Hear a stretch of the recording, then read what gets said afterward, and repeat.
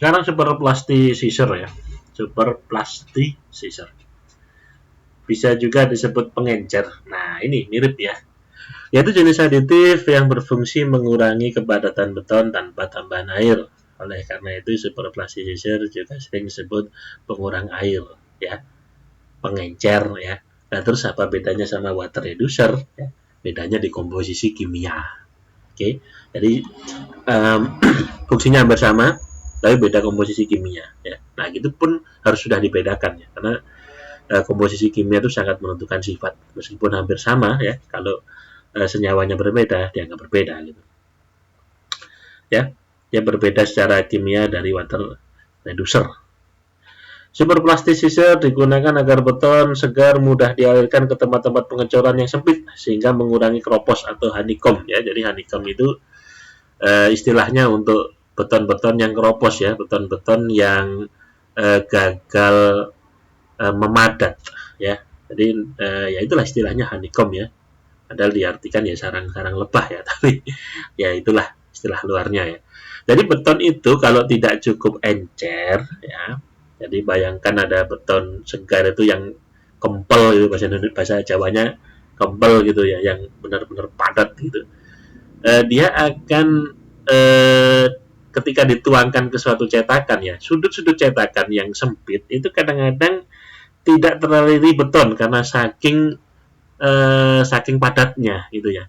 Nah, di tempat-tempat seperti itulah beton tidak bisa masuk sehingga nanti kalau mengeras ya tempat itu kosong gitu. Itulah yang kemudian jadi keropos. Nah, seperti ilustrasi di sebelah kanannya ya. Jadi ketika ditambahi super plasticizar yang semula padat itu jadi lebih encer itulah. Encer inilah kemudian yang bisa membuat beton segar itu terselip-selip ya di sela-sela cetakan gitu.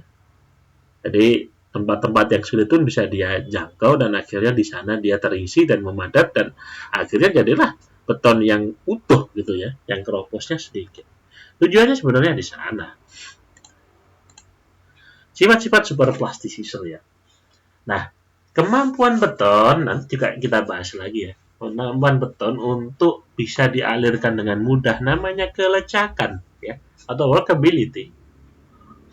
Tes untuk mengetahui kelecakan beton segar dinamakan slam test, yaitu pengukuran seberapa jauh campuran beton merosot setelah dicetak pada suatu cetakan kerucut berbentuk terpancung ya. Maksudnya merosot itu apa sih? Jadi bayangkan ada beton segar yang masih basah itu dimasukkan ke dalam cetakan berbentuk kerucut terpancung seperti ini ya. Nanti ditumbuk selama beberapa kali, ada aturannya ya. Dan kemudian ketika ditarik ya, ketika cetakan ini ditarik, maka beton segar itu akan turun ya. Istilahnya saya sebut tadi merosot tadi itu akan turun. Nah, turunnya ini kemudian yang diukur gitu. Kalau turunnya sedikit, maka beton ini sangat padat ya, sangat liat, tidak tidak cair gitu. Keencerannya sangat kecil gitu ya. Keencerannya rendah. Nah, kalau merosotnya jauh ya, dia kemudian turunnya jauh, berarti encer sekali ya. Beton yang kuat itu umumnya padat ya, umumnya liat sekali. Jadi ini misal ini turunnya sedikit sekali ya, berarti betonnya itu pertanda kuat gitu.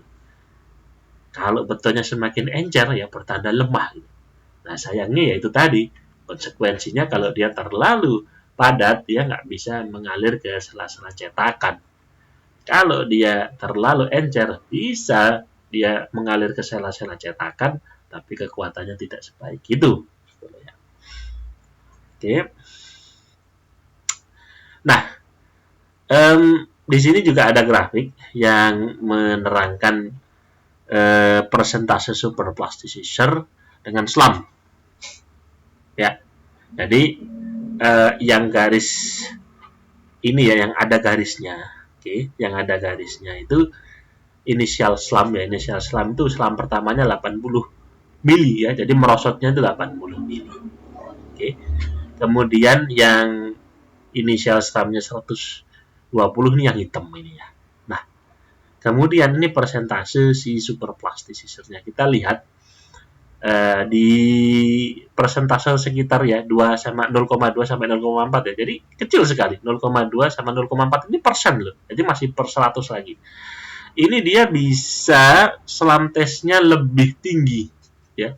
Tadi pertamanya di sini garis lurus ini ternyata dia titiknya sekarang di sini. Berarti dia lebih tinggi. Semakin tinggi selam ya. Jadi semakin tinggi selam maka artinya dia semakin encer. Jadi bayangkan pertamanya di sini dia semakin tinggi lagi berarti meterannya dia mungkin jatuhnya sampai sini gitu. Berarti dia semakin encer. Ya. Nah, tapi ada di beberapa sekarang di persentase berapa ini 0,6 misalnya. Oh ternyata selamnya malah lebih rendah. Ya, jadi inilah yang lagi-lagi disebut sebagai optimasi penggunaan gitu.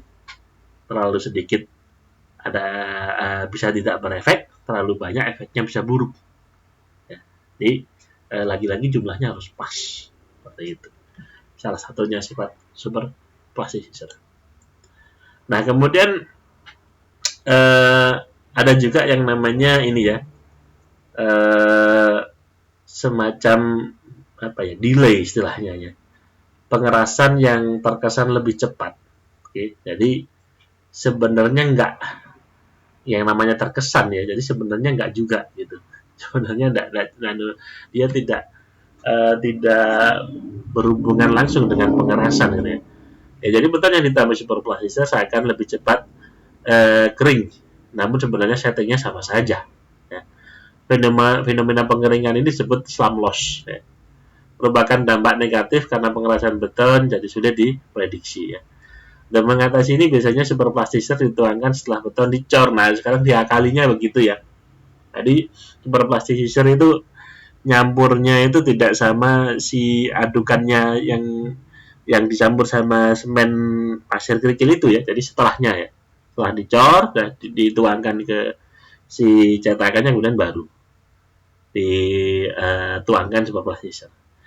Takaran penggunaannya juga harus sesuai dengan spesifikasi yang disarankan produsen, yaitu sekitar 1-3 liter per meter kubik beton sekat. Nah, sebenarnya mekanisme kerjanya si superplasticizer itu adalah menghilangkan gaya permukaan pada partikel semen sehingga lebih menyebar ya. Melepaskan air yang terikat pada kelompok partikel semen untuk menghasilkan kekentalan adukan pasta semen atau beton segar yang lebih rendah. Nah ini dia ya. Jadi secara mikroskopik ya si superplasticizer itu ya senyawa-senyawanya itu punya efek menghilangkan gaya permukaan pada partikel. Oke. Sehingga semen itu lebih mudah menyebar. Jadi bisa dilihat di ilustrasinya dia itu bisa menyebarkan gaya permukaan ya. Gaya permukaan itu adalah gaya untuk menahan kestabilan si partikel gitu ya. Kalau itu kemudian dilepaskan maka partikel akan tidak stabil dan lebih mudah bergerak ya. Ketika lebih mudah bergerak itulah yang dinamakan workability tadi ya, lebih cair akhirnya secara wujud bisa dilihat dia lebih cair.